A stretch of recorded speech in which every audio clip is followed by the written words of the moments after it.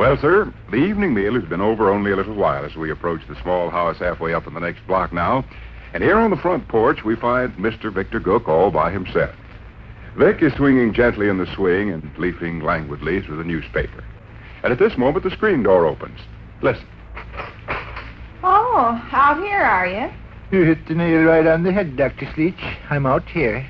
Well, I didn't know but what you'd skipped over to knee suffers. Nope. Say, it's getting cooler. Yeah. There's a kind of halfway smell of rain in the air. Paper states rain for tonight. All right, then, move over. Oh, I'm always moving over. Seems like I spend half my time moving over. Fella gets sick and tired of it. Why'd we ever buy such a skimpy, rotten little porch swing in the first place? Only 2 people can sit comfortable in it. We might have at least remembered there's 3 in the family. Where's the rest of the family, by the way? The rest of the family pulled off a swindle, I think. Oh? He and I were doing the dishes, me washing, him wiping. Bluetooth Johnson come up on the back porch and pushed his nose against the screen. "Good evening, Miss Gook," he says. "Rush, can I see you on a matter of the utmost importance?" Well, Rush tossed his dish towel on the sink and says, "I'm sure you'll excuse me, Mom." He went away and never come back. Exactly. I had to finish the dishes and clean the kitchen all by myself. That man is a sly operator. I'll sly operator him. When he comes back, remind me to thrash him within an inch of his life. The indignities we've suffered at that rascal's Good evening. Who's that?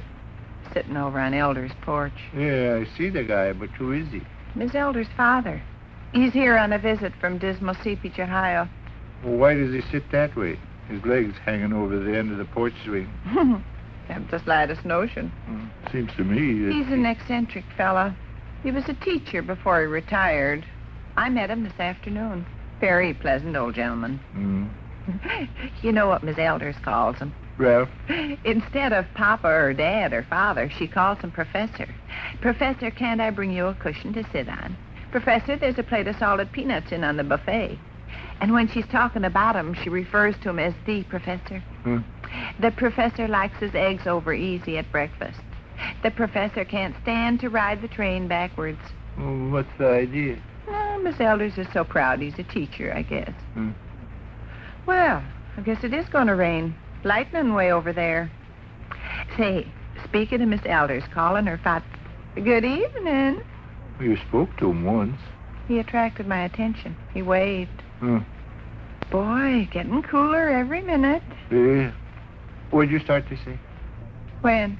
Something about Miss Elders calling her father. Oh, Miss Elders calling her father Professor reminds me of a silly new fad that's catching hold round town. What's that? Remember how irritated I got when Mr. Chin Bunny received that fancy Ph.D. college degree and Frida commenced referring to him as the doctor?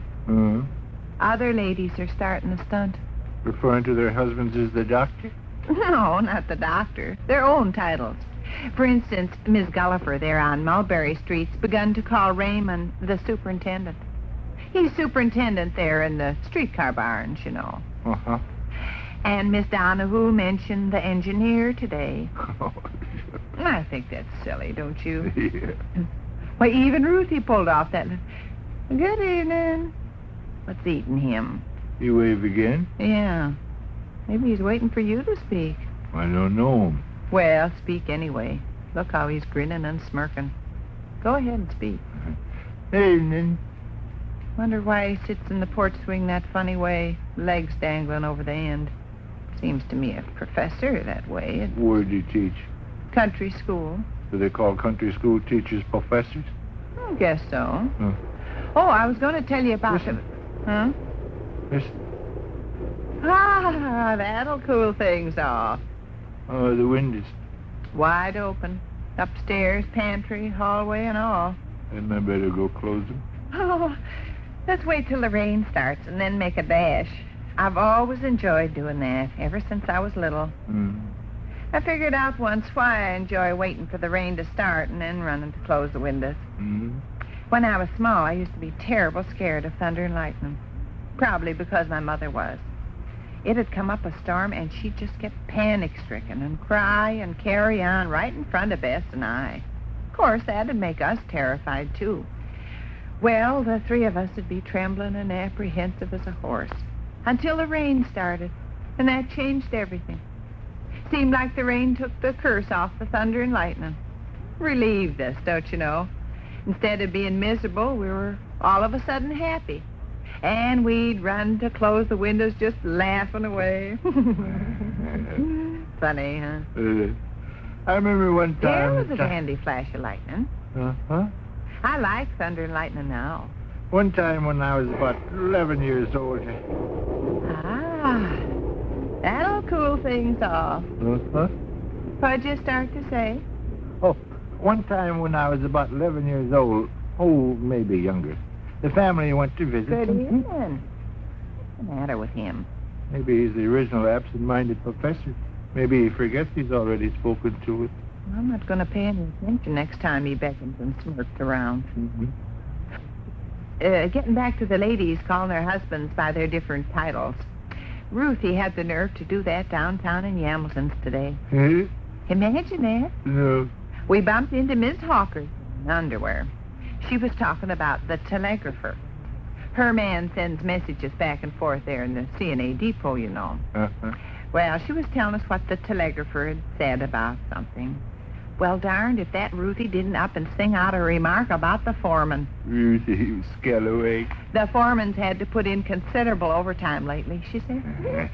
She was ashamed she'd said it the minute the words got out of her mouth. Stared at me so sheepish. The foreman. Frida Chin Bunny started all that. Miss Montgomery there on East Walnut's kind of hard up for a title to call her husband. She refers to him as the cornetist.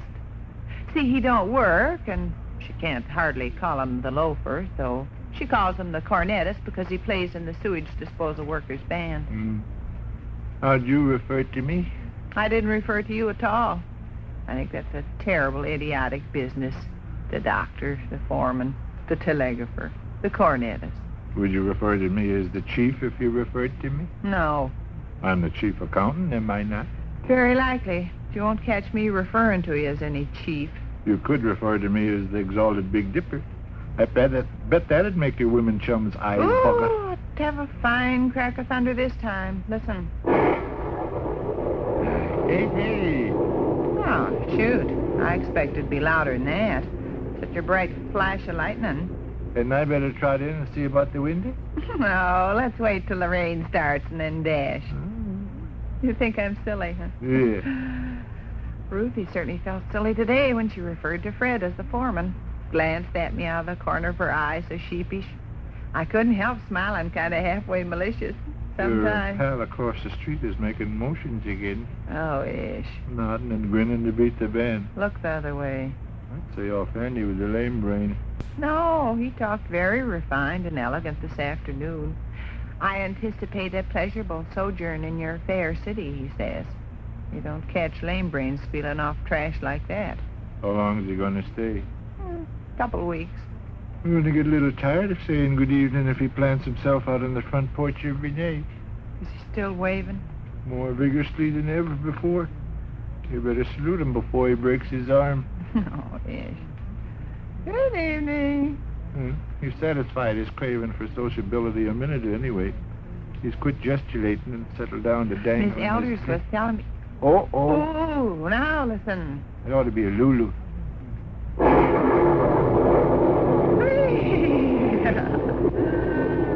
I hope she rains all night. Nothing is so soothing and sleep-inducing as water pounding on the roof. Uh-huh. Wonder if our little child will get caught in the storm. Oh, that one can take care of himself. I'm sure you'll excuse me, Mom, says he, tossing his dish towel on the sink. Then he waltzed out the door and never come back. He's a wicked boy. I'll say, getting too big for his undershirt. One of these times I'm going to have... Hey! That was a peach. We get action this time. Yeah. That was better. Hey! More like that's the rain. The rain. All right, let's dash for the windows. Right with you. Good evening.